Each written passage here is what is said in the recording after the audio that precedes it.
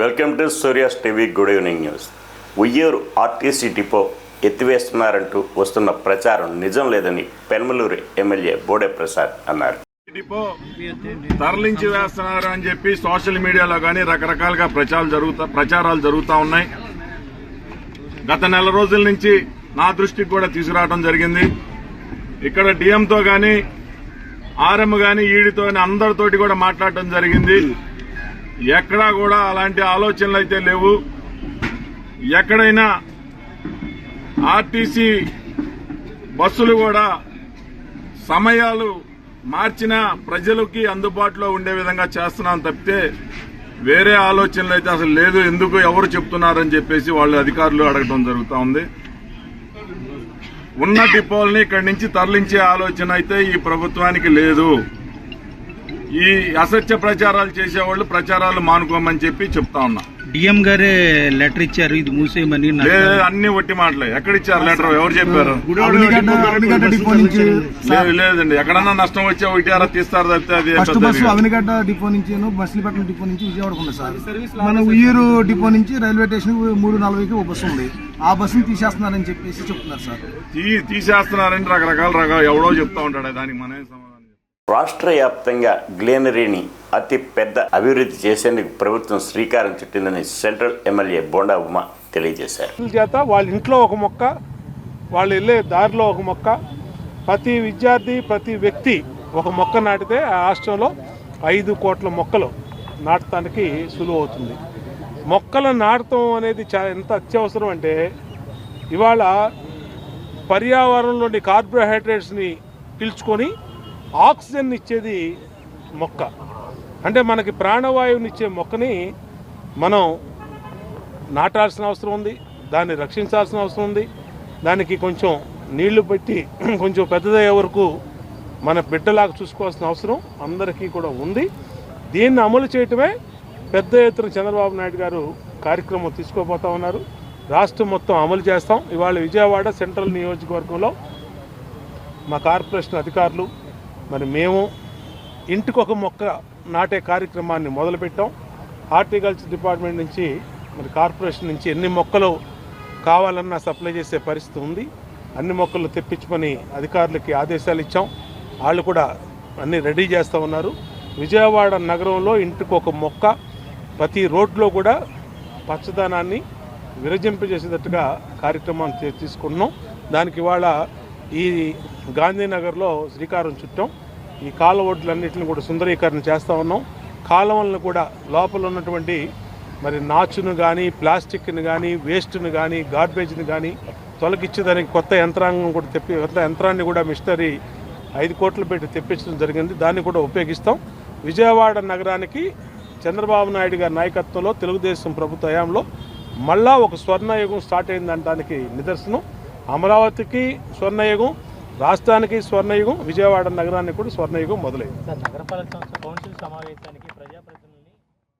ప్రభుత్వ పాఠశాలలో యోగా ఉపాధ్యాయులుగా పనిచేస్తున్న వారి జీతాలు చెల్లించకుండా గుంటూరుకు చెందిన బుద్ధ యోగా ట్రస్ట్ దుర్మార్గంగా వ్యవహరిస్తున్నారని ఏఐవైఎఫ్ నాయకులు పరుచూరి రాజేంద్ర మాట్లాడారు. పరుచూరి రాజేంద్రబాబు ఏఐవైఎఫ్ రాష్ట్ర అధ్యక్షులు.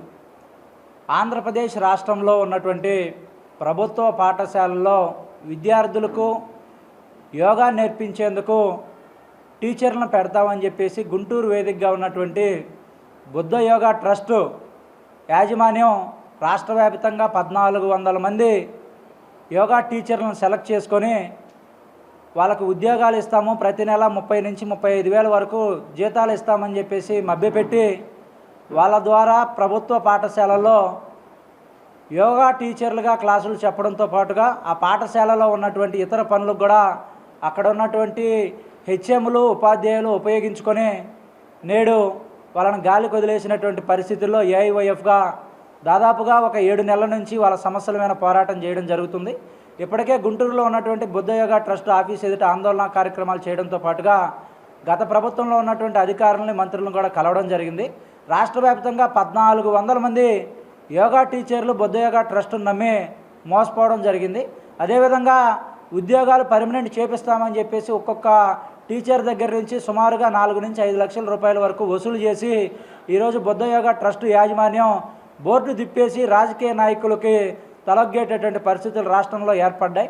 అందువలన ఏఐవైఎఫ్గా మేము ఒకటే కోరుతా ఉన్నాం, రాష్ట్ర వ్యాప్తంగా ఉన్నటువంటి ప్రభుత్వ పాఠశాలల్లో వీళ్ళ సేవలను వినియోగించుకునేటటువంటి పరిస్థితుల్లో రాష్ట్ర వ్యాప్తంగా అన్ని చోట్ల కూడా కాంట్రాక్ట్ బేసిక్లో కానీ అవుట్సోర్సింగ్ బేసిక్లో కానీ వీళ్ళకి ఉపాధి కల్పించి ఉద్యోగ అవకాశాలు కల్పించాలి. అదేవిధంగా బుద్ధ యోగా ట్రస్ట్ యాజమాన్యాన్ని తక్షణమే అరెస్ట్ చేసి వీళ్ళ దగ్గర నుంచి కలెక్ట్ చేసినటువంటి డబ్బుల్ని రికవరీ చేయించాలని, మరొకసారి ఇటువంటి ఘటనలు జరగకుండా చూడాలని చెప్పేసి ఏఐవైఎఫ్గా మేము కోరుతా ఉన్నాం. బాయిలర్ ప్రమాద ఘటనపై ఇంతవరకు వాస్తవాలు ప్రభుత్వానికి ఇంతవరకు ఎందుకు బహిర్గతం చేయలేదని సిపిఐ నేత దోనేపూడి శంకర్ మండిపడ్డారు. హాస్పిటల్స్ని పర్యవేక్షించాం. జగ్గయ్యపేటలో నిన్న బోధవాడ గ్రామంలో ఇంటికి వెళ్ళి గ్రామస్తుల్ని బాధితుల్ని పరామర్శించాం.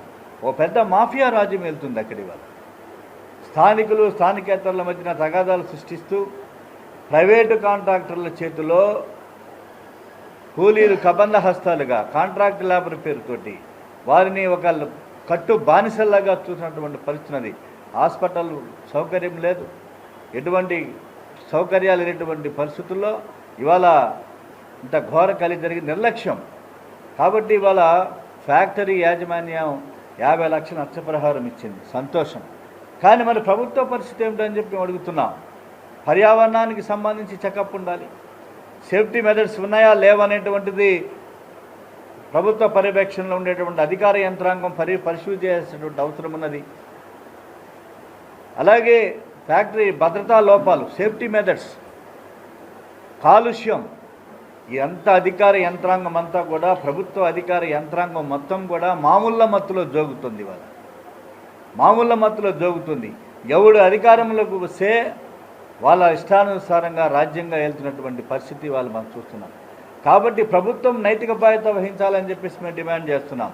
గతంలో వైజాగ్లో కెమికల్స్లో ప్రమాదం జరిగితే ₹1 కోటి ఆనాడు కార్మికుల నష్టపరిహారాన్ని ఇప్పించడం జరిగింది, కార్మికులు పోరాడి.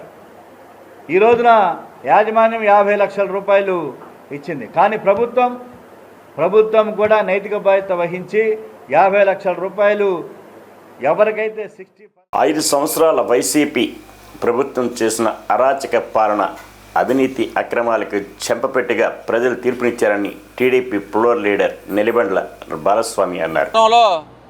గత 5 సంవత్సరాల్లో జరిగిన అవినీతి, అక్రమాలు, అన్యాయాలు, ప్రజల్ని అనేక ట్యాక్సుల రూపంలో ఇబ్బంది పెట్టిన వైసీపీ ప్రభుత్వానికి మరి కూటమి ఆధ్వర్యంలో ఒక చెంపపెట్టుగా కూటమి ఘన విజయం సాధించడం, 164 సీట్లతో కూటమి విజయడంకా మోగించడం, రాష్ట్ర ప్రజల గెలుపుగా, కూటమి గెలుపుని రాష్ట్ర ప్రజల గెలుపుగా తెలుగుదేశం పార్టీ, జనసేన అలాగే బీజేపీ ప్రజలకు అంకితం చేస్తూ మరి 5 సంవత్సరాల నుంచి కూడా ప్రజలందరూ కూడా అవినీతి పాలనలో మరి పనులు లేక, ఇసుక లేక, డబ్బులు లేక అనేక ఇబ్బందులు పడి ఎప్పుడు ఎలక్షన్లు వస్తాయా, ఎప్పుడు చంద్రబాబు గారి నాయకత్వంలో మరి ముందుకెళ్దామా అని చెప్పి ఎదురు చూసినటువంటి ప్రజలకి మరి మొన్న జరిగినటువంటి ఎలక్షన్లలో 164 సీట్లు కూటమి తరపున మరి ఘన విజయం సాధించాం మేము.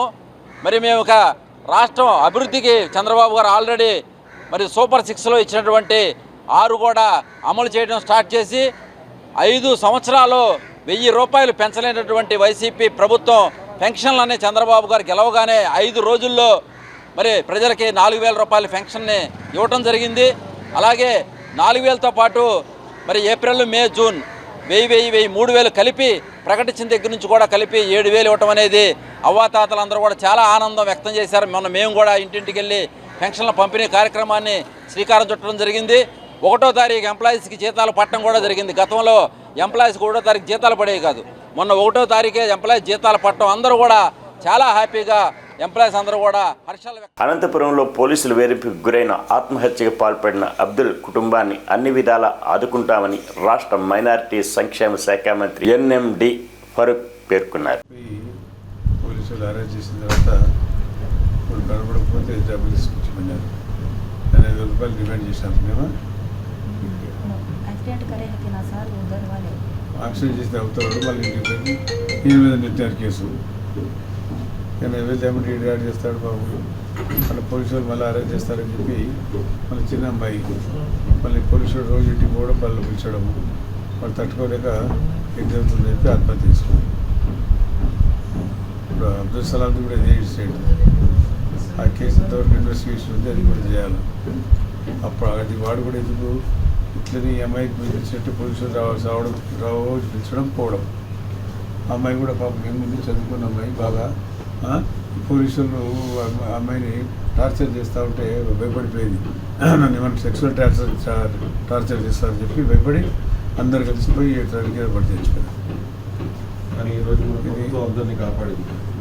ఆ రోజు మనం చేసాము. ఇప్పుడు ప్రభుత్వాలు ఇన్సిడెంట్ జరగకుండా అమ్మాయిని కాపాడి ఇప్పుడు తప్పబడి ఏమి భయపడకుండా పాపను కాపాడి పాప కూడా జాబ్ ఇస్తాను. మైనార్టీ ఫైనాన్స్ కార్పొరేషన్ కూడా ఏదైనా చేస్తే వృత్తి చేసుకుంటారంటే ఇది కూడా లోన్ ఇస్తా చేసుకునే స్వయం ఉపాధి సెల్ఫ్ ఎంప్లాయ్మెంట్. చంద్రబాబు నాయుడు గారు విశ్వసిస్తే మంచి స్కీమ్ ఉంది. 5,00,000 రూపాయలు ఇస్తే మీ కుటుంబము నువ్వు వడ్డీ లేకుండా బతకడానికి ఒక ఆస్కారం ఉంది. తప్పకుండా చేసుకో కర్లేమా అమ్మా కర్లేదు కూడా नौकरी बोलते क्या कलेक्टर बोलते क्या शुभ जी वो एक दिया तो आप फॉलो कर लेते नौकरी का अरे चलो अरे అవుట్సోర్సింగ్ చెప్పా చెప్పి సార్ డిఎండబ్ల్యూ అనంతపూర్కి మనకు అది ఉర్దూ జూనియర్ కాలేజ్ హాస్టల్ ఉంది. అదే దాంట్లో మనం క్యాంటీన్ దాంట్లో అది ఇచ్చేసేది చెప్పినాము, మాట ఇచ్చినాము ప్రభుత్వం తరఫున. మళ్ళీ సార్ ముఖ్యమంత్రి గారు కూడా తెలిసి ఈ విషయం, వారు కూడా ఈ విషయం దీంట్లో మాట్లాడి మరి దీని విషయాన్ని ముందుగానే పరిగణించి సిబ్లి గారు ఈ కార్యక్రమాన్ని పాపం ఆయన చేసినాడు. ఆయన కూడా ధన్యవాదాలు, తప్పకుండా సాయం చేస్తాం ఈ బిడ్డకు అని చెప్పి తెలియజేస్తాను. ఈ వార్తలు ఇంతటితో సమాప్తం.